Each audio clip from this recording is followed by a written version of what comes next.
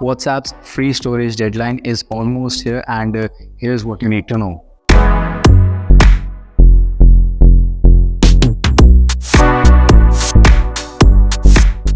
WhatsApp data will start counting in your Google Drive storage from early 2024, while the beta WhatsApp users on Android will start seeing the changes from this month itself.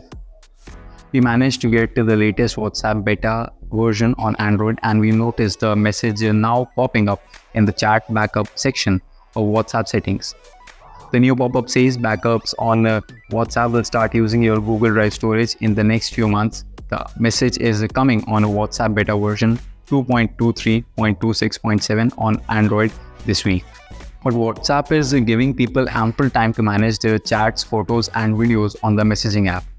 WhatsApp also has a dedicated help page set up with queries and giving people a rough timeline for these changes to come into effect.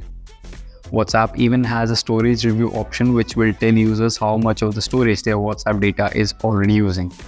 It's important to note that the users can continue backing up their data without extra charges as long as they have available storage within the 15 GB of free cloud storage included with their Google account or any other additional purchased storage such as through Google One. WhatsApp also informs in the note that people will have to start managing their WhatsApp data storage or get ready to pay extra for Google Drive to keep all their data in place.